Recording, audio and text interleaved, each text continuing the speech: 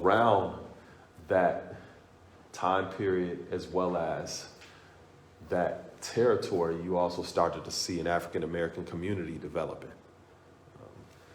James Patterson, for example, he was a Cataract House baggage porter, and I love to ask younger people, what is a porter's job? Because they have no clue, right? But he worked there for 15 years, purchased land and established the Free Soil Hotel, and the Free Soil Hotel was named after a national anti-slavery party, right?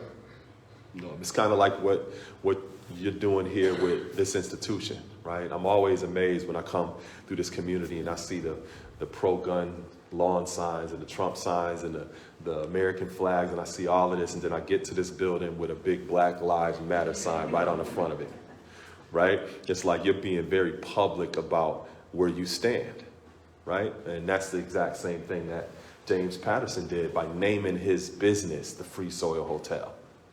I mean, today, people oftentimes may not be as vocal about where they actually stand, you know? But to do that during that time period was very radical.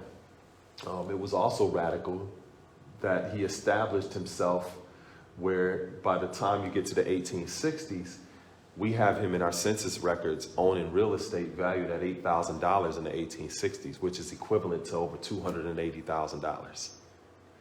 Now, this is a person that was formerly enslaved, that saved tips for 15 years in order to buy land to renovate the property into a hotel that amassed that amount of wealth.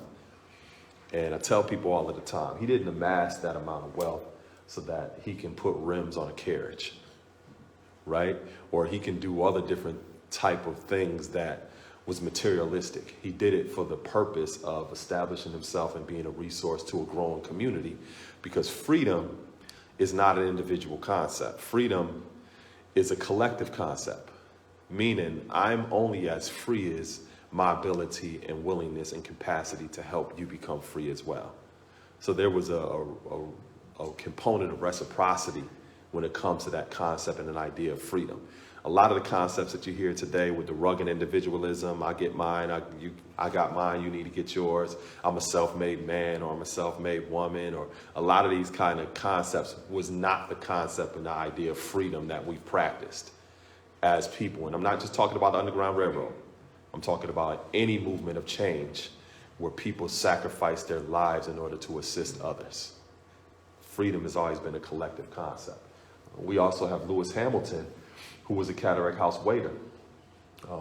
Now keep in mind that Lewis Hamilton and James Patterson worked under the stewardship of John Morrison, who was the head waiter at the Cataract House. Lewis Hamilton, he started out in the 1850s and he established several businesses, including a cleaning business, a restaurant called Hamilton's Dining Hall, and an employment agency called Hamilton's General Assembly and Intelligence Agency. He's listed in the 1870 census as owning real estate valued at $4,000, which is equivalent to over $102,000 at that time period.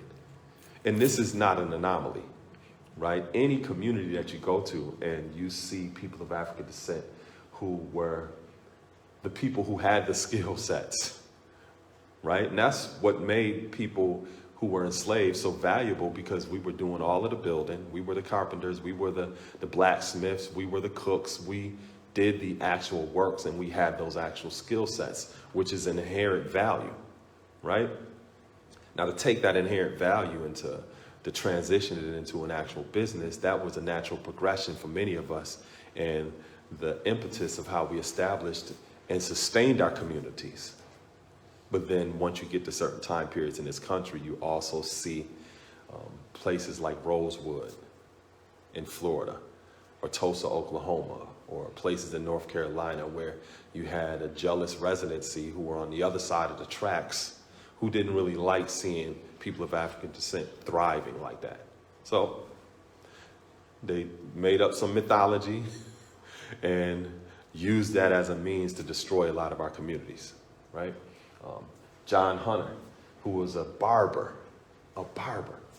listed in the 1870s census as working as a servant at the Spencer House Hotel, owning real estate as $5,000, which is equivalent to $128,000 in that time period, as a barber. a barber, right?